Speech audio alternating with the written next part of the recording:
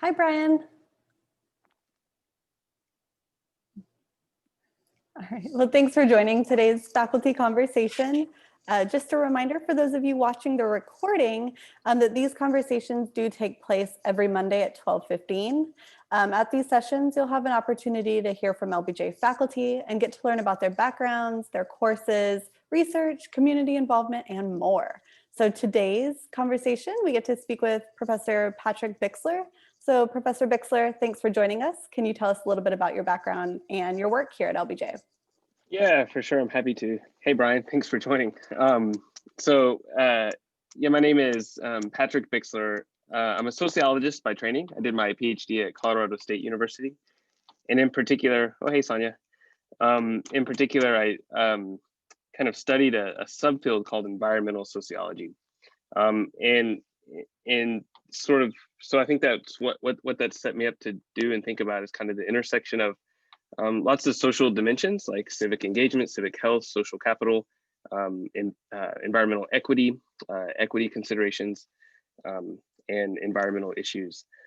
My current position here is a joint appointment with the Community and Regional Planning Program, and that allows me to supervise students from CRP. And I'm also a core faculty member with the RGK Center for Philanthropy and Community Service. So I teach a handful of courses this semester. I'm teaching program evaluation for nonprofit and social impact. The course counts as advanced empirical methods sort of requirement. And it's a big course. We're learning not only program evaluation kind of concepts, but also we're learning R. Everyone's learning R this year, and so we can all do impact evaluation techniques, statistical techniques. This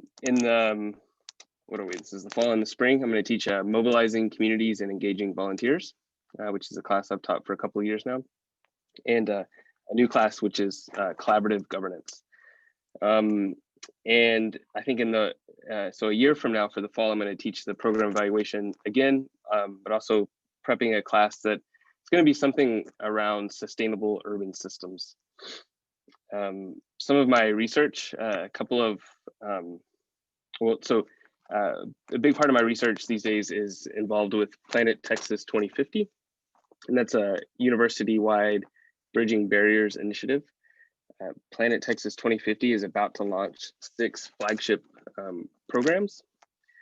Each of those flagships are going to be co-led by 2 faculty from different disciplines.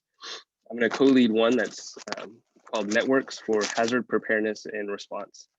And so I'll be working with Paula Pasalacqua, who's a civil and environmental engineer. And we're going to be looking at the impacts of hazards and how policy actors, nonprofits, communities are both better preparing and trying to build resilience to potential climate-driven disasters, and also how emergency responders can have better information when a disaster strikes. Another one of my big projects is the Austin Area Sustainability Indicators Program. So it's focused here on the 6-county Austin area. And it's a cool project. We work a lot with regional foundations to think about grant giving strategy based on needs that we identify through all of the indicators we work with. We aggregate 126 secondary indicators around quality of life. We also do a community survey every 2 years. And so that survey gives us a really huge and rich data set that's fun to analyze, not only looking at trends over time, but doing some more sophisticated kind of research with that survey data. I'm really interested, so the collaborative governance class next spring is really right up my alley. I'm really interested in the way we work together, nonprofits, public agencies, private sector, how we collaborate. And part of that work, I use social network analysis in quite a bit of my research. It's like one other little project that's happening right now is a network mapping of the Texas water sector. So looking at how all the nonprofits and public agencies across the state interact and work to shape kind of policy and governance of Texas water. With community involvement, one of the things that kind of another one of my projects, which I usually sort of bucket under community involvement, is called the Connect program. And with Connect, we work with local nonprofits or nonprofits based in Austin or the surrounding area. And we match them with graduate students, a lot of graduate students from LBJ, but also from the rest of campus, and to solve kind of a data or evaluation need. So nonprofits will come to us with some kind of project or problem scoped around how they could better collect data, analyze data, how they could better evaluate their program. And so basically we accept applications from nonprofits, and we also accept applications from students. And we find a really good match based on need and skill sets with students. Those are paid fellowships, so it's a pretty cool effort if you're interested in kind of a mini internship that happens over the course of a semester. You should check that out. And then we also do a lot of community engagement work with and kind of through the Indicators Project. One of the initiatives we've been involved in is around civic health in Austin, working with Leadership Austin, KLRU, KUTX, the Annette Strauss Center for Civic Life. In 2018, we did a report on civic health across the greater Austin area right before the election. And we have some updated data that we've been sharing around civic health before this election. And kind of through that process, I think we've very intentionally applied like a collective impact model to think about how we can work as partners, kind of the research on one hand, and Leadership Austin as a backbone organization, and KUT and KLRU guiding communications and programming. So it's been a really neat effort to think about how, I think it's a big question guiding a lot of my work. How can an R1 research institution effectively collaborate with community partners to translate scientific knowledge into action, into policy, into programs, et cetera. So I think I'll pause there. I'm happy to answer any questions if anybody has any.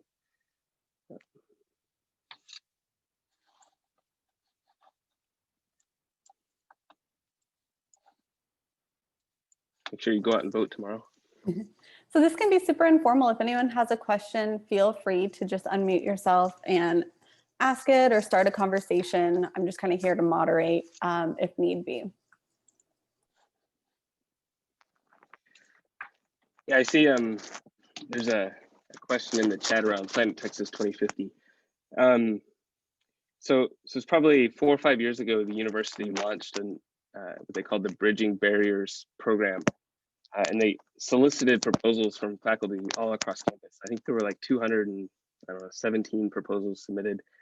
And what the vice president for research's office did was group proposals together.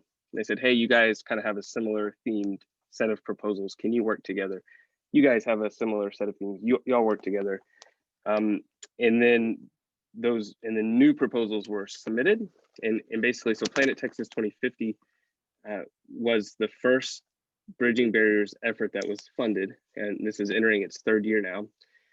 The tagline or the broad sort of mission is to make Texas resilient for the year 2050. The first couple of years, I was involved with a project called the Texas Metropolitan Observatory. I'll type that here. We've got a website, tmo.utexas.edu, and which was a cool project because in a lot of ways, what we were doing was scaling up what we've done in Austin in terms of thinking about sustainability indicators to all major metropolitan areas across Texas. I've had another project funded through Planet Texas 2050 that looks at the network of environmental nonprofits across the state of Texas. So it was a survey-based research. And I think we received surveys back from about 300 nonprofits across the state, asking questions around how they frame equity in their work, how they frame resilience in their work, and then their network of partners that they work with. And so then this is going into that year 3, or it's going into year 3, or this semester, I guess, is the start of year 3. And they're kind of changing their model to focus on 6 specific flagships. A couple of the other flagships that come to mind, I mean, there's one that's focused on the cyber ecosystem and artificial intelligence and machine learning for building resilience. There's one focused on a post-carbon future for cities, Texas cities. Another one's focused on sustainable landscapes across a rural-urban gradient. So kind of all over campus. So lots of different disciplines and departments are represented. And then what we'll be working on specifically is related to kind of hazards, community resilience, and hazards. Specifically, Paula in engineering, who I work with, does pretty sophisticated flood modeling, and so she's taking into account storm surge, rain, and river flooding, and so they're a new type of models that can better predict where flooding is going to occur. So then we're trying to understand how do we weave in equity considerations to that? So flooding is not agnostic, and it's very rarely an equal opportunity sort of hazard, and certain people in certain neighborhoods are affected more than others. So how can we build that kind of information into the models? But then how can we also work with policymakers to understand the models in ways that they can build resilience before a disaster strikes?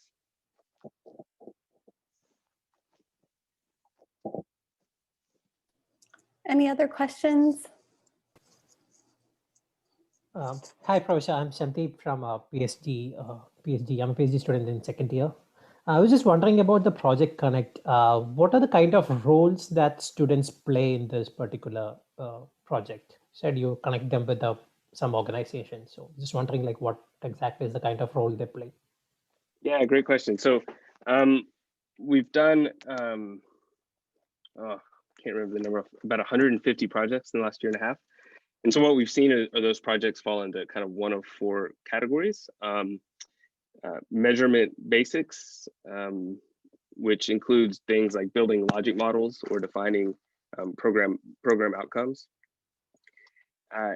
And kind of analytics or analyzing existing data sets, working on data visualization, building databases. So they all have to do with these, they all have to do with data. The vast majority of those projects are kind of square one, measurement basics. But the students come in, they essentially work like a consultant. They come in, they work with the nonprofit, the scope the nonprofit sets out as established before the student comes in. Those scopes are 1.5 pages, and they frequently change. But it could be anything from helping design a survey to helping design a database or a dashboard, and kind of all things in between. In the nonprofits, their work is all over the place.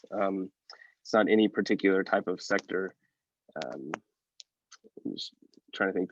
We worked with some child fostering nonprofits, foundation communities, so affordable housing. We've done a lot of projects with them. They really are kind of all over the map in terms of issues that are being addressed. They do serve as, again, kind of like it's almost like they're not internships per se, but they're sort of like mini internships. We also really try to emphasize that it's not about, from the student's perspective, it's not about going and doing something for them. It's going and helping build an organizational culture and systems for change that nonprofits can sort of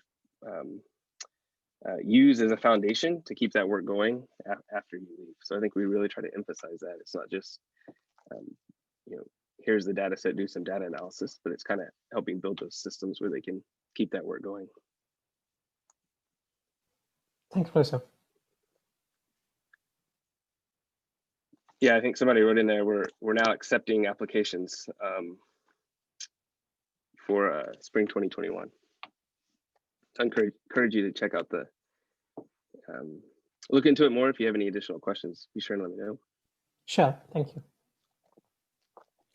I know I've heard a lot of really great things about the Connect program from students who have done it in the past, so definitely a great opportunity. So you talked a little bit about that. Are there any other ways that students can get involved with the RGK Center? Yes, definitely. I mean, in one of the Austin Area Sustainability Indicators Project, I, I really view that as an RGK Center based project. The RGK Center kind of took that on before I even got here. And so we always, every year we have volunteers and funded GRAs working on that project kind of within the RGK Center. So I think that's a really great outlet for some of the RGK Center engagement. I mean, that, and then I guess the other obvious answer is the nonprofit portfolio program. So if folks are interested in nonprofit and philanthropic leadership, the RGK Center runs the nonprofit portfolio program, which is like the graduate minor. Folks probably know more about that than I actually do. But I teach a couple of classes that count for that curriculum. I know Sonia did the portfolio. And Awesome. Well, that leads me to my next question, a little bit more about your courses, maybe the ones that you're teaching in the spring. They both sound really interesting. So can you tell us a little bit more about those, or if maybe some of these students are interested in them, what to expect, how they could succeed in them? Yeah, sure. Great question. So the mobilizing community and engaging volunteers is kind of a mix of critical thinking, human resource best management practices, and pretty applied kind of applied work, typically with community organizations. And then the syllabus is really split between community engagement and managing or mobilizing volunteers. There's kind of, in some ways, each of those could be a separate course. There's a lot of overlap when we think about, effective community mobilization that does include volunteerism. But there are strategies and ways to think about community engagement and to do community engagement, quote unquote, right, that are above and different between volunteers and managing volunteers. And yeah, so that's, like I said, it's pretty, usually that I teach as a pretty applied course. We work with community partners, develop a project with them, kind of work on that throughout the semester. I'm not entirely sure if I'm going to follow that format this spring, given that we'll be virtual. I've had some of the service learning pieces that I've tried the end of last spring and this semester have been a little bit more challenging, I think, in the virtual environment. But we'll see how that shakes out. And then the collaborative governance will be a new course for me, but that is largely thinking about how do we think about cross-sector solving complex issues, solving wicked problems in cross-sector type ways. How do nonprofits and public agencies work together? What are the different frameworks for thinking about that? As a public manager or as a nonprofit executive director, what types of skills do we need to think about working collaboratively with other organizations? It's a different set of leadership qualities and kind of techniques. So we'll cover that in addition to thinking about different case studies. So we see a lot of collaborative governance in public health, and we see a lot of collaborative governance in environmental issues. And so really digging into sort of a case type approach to thinking about what are those ingredients that make collaboration work to really drive the outcomes that we care about. Ultimately, it's about the policy outcomes or the public health outcomes or the environmental outcomes. And so really linking those collaborative techniques and strategies to specific outcomes. Awesome. Any other questions, or I can keep going? All right, talk to us a little bit about your policy area of interest. I know I've talked to a lot of students who have similar interests. What career advice do you have for someone who might be interested in going a similar route as you? Yeah, good question. It's interesting. So I kind of started off by saying I'm an environmental, I don't think I quite said it exactly this way, but environmental sociology was my background. I think I kind of call myself an environmental social scientist. I have the skills and the theoretical training to think about social science research and kind of theory, but work with or within these kind of environmental sustainability resilience related context. It's been really crazy the last couple of years because there's not many of us at UT that do environmental social science work. And so I think as I've kind of was able to find a network of collaborators through Planet Texas 2050 and other work, this this particular skill set seems to be in pretty high demand. Some universities have broader programs that do focus on environmental social science.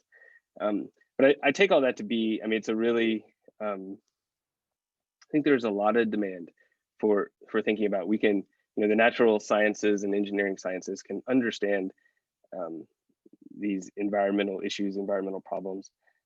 And that's not the problem, right? It's not about having enough knowledge about climate change. It's about understanding how humans make decisions and change their behaviors and policies enacted or not enacted around how to solve climate change. So I think there is a real demand and kind of value add of integrating policy sciences, social sciences with these broader environmental issues, and doing so in an interdisciplinary way. I think that's really important. Almost all my research is, I work with others, whether it's practitioners or folks from other disciplines. Awesome. So kind of a follow-up question to that. You mentioned your program evaluation class focuses on learning R. So what other hard or soft skills do you think are super important for students to gain while at LBJ? Yeah, great question.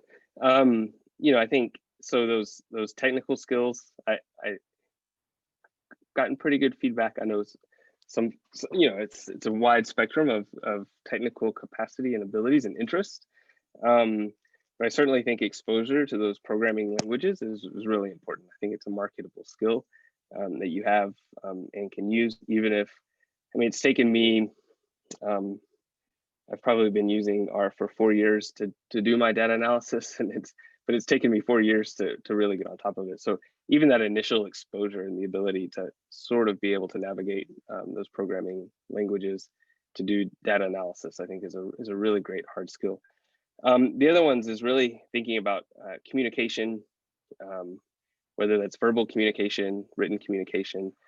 Those sort of soft skills are super important. And then I think, right, the classes on, you know, engaging, community engagement, collaboration. So there's soft skills embedded in that, and the ability to analyze the situation, understand who the stakeholders are, be able to reach out, communicate, all of those soft skills about the awareness of the broader system or the broader environment that you're trying to operate in, the ability to critical thinking. I mean, it's something I try to always emphasize in my courses, is that aspect of not taking for granted any particular context that you're trying to work in, but really think critical about who's involved and what issues are at play, and understanding those power dynamics. I think that's a big aspect of critical thinking and understanding a situation. Excellent. Any other final questions from the students?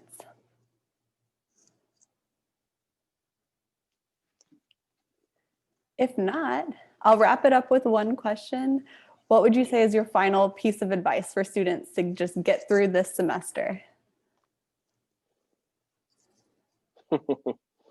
Great question. What's my own advice to myself? Exactly.